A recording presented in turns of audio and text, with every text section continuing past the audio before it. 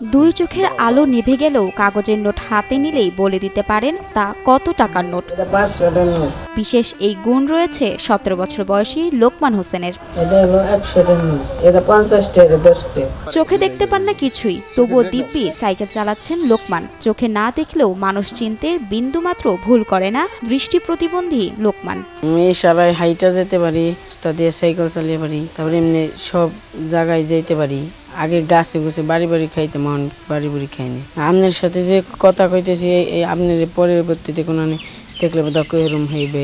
শুধু সাইকেল চালানো নয়, লাঠি ছাড়াই এলাকায় ঘুরে বেড়ান লোকমান। পায়ে হেঁটে মসজিদে গিয়ে আদায় করেন 5 ওয়াক্ত নামাজ। এর মাঝে শুনে শুনে মুখস্থ করেছেন 2.5 পারা কুরআন। গ্রামের আঁকাবাঁকা সড়কে লাঠি ছাড়া চলাচল করতে দেখা যায় দৃষ্টি প্রতিবন্ধী লোকমানকে। হাঁটতে হাঁটতে বলে দিতে পারেন এলাকায় কোথায় কার বাড়ি। আইডিয়া আছে যে অমুক বাড়ি অমুক খানে হইতে পারে। আজানের সময় হলেই লোকমান ছুটে যায় মসজিদে, সেরে নেন ওযু। মসজিদ থেকে বেশিরভাগ সময় তার কণ্ঠে ভেসে আসে সুমধুর আজান। আল্লাহু আকবার, আল্লাহু আকবার। টাঙ্গাইলের মির্জাপুরের বহরিয়া গ্রামে দেখা মেলে লোকমানের। দরিদ্র পরিবারে জন্ম নেওয়া লোকমান শওকত আলী ও লিলি বেগম দম্পতির দ্বিতীয় ছেলে। বর্ষায় ভেলা নিয়ে খেলা করার সময় পানিতে ডুবে মারা যায় লোকমানের বড় বোন ও ছোট ভাই। সুখের পরিবারে নেমে আসে শোকের মাতম। 3টা আমার বাচ্চা হয়েছিল, প্রথম মেয়ে ছিল, তারপর আমার একটা ছেলে দৃষ্টি প্রতিবন্ধী, তারপরে একটি ছেলে ছিল, তার নাম শুভ। বন্যা হওয়ার পরে কলা গাছের বেলাতে খেলার সময় বড় মেয়ে একটা ছোট ছেলে মারা গেছে।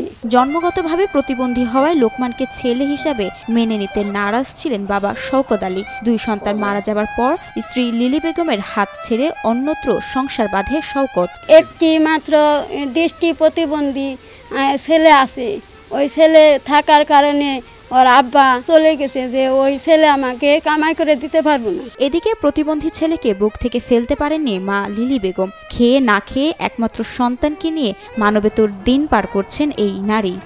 আমি তো তারিখে রেখে যাইতে পারিনি, জানি মাস করে যাইতে পারি, ইয়া জানি বলতে না পারে যে বাপে আমারে রেখে গেছে গা, দেখে মা আমারে রেখে গেছে গা। তো সময়তে খাইতে পারি, সময়তে খাইতে পারি না, এইভাবেই চলতেছি, কষ্ট হয়। স্কুলের বেঞ্চে লোকমানের জায়গা না হয় ভর্তি হন স্থানীয় এক হেফজ মাদ্রাসায়। মাদ্রাসার এক হুজুরের তেলাওয়াত শুনে মুখস্থ করেছেন 1.5 পারা কুরআন। স্থানীয়দের সাহায্য সহযোগিতায় কোনো মতে খেয়ে পড়ে ছেলে নিয়ে দিন পার করছে লিলি বেগম। আমার বাসায় বহরিয়া মাদ্রাসা আছে, 1 বছর যাবত পড়ে, এখানেও ওর পড়তেছে। ওর আজান দিতে পারে, কোরআন শরীফ 1.5 পারা মুখস্থ আছে। খেয়েও দিন যায়, না খেয়েও দিন যায়। জায়গা নেই, জমিন নেই, কিচ্ছু নেই, অন্ধরা পুলা। মাই কোনদিন সন্তান ফালিয়ে দিয়ে হারে না। বসুন্ধরা টিস্যুতে ছাড়ের ছড়াছড়ি। বসুন্ধরা টিস্যু নিয়ে এলো নিশ্চিত ছাড়। প্রতিবন্ধী ভাতা হিসেবে 3 মাস পর পর 2500 টাকা পান লোকমান। ছেলের ভবিষ্যতের কথা চিন্তা করে সকলের সাহায্য সহযোগিতার আহ্বান জানান মা লিলি বেগম। 3 মাস পরে পরে ওই ভাতা দেয় 2500 টাকা করে। সরকারে যা দেয় খুশি তাই সাহায্য দিব। যদি সরকারের থেকে দেয়, ওরা যদি একটু হিত হয়, আমরা তো এটাই চাই, বলে ওরা বাঁচুক।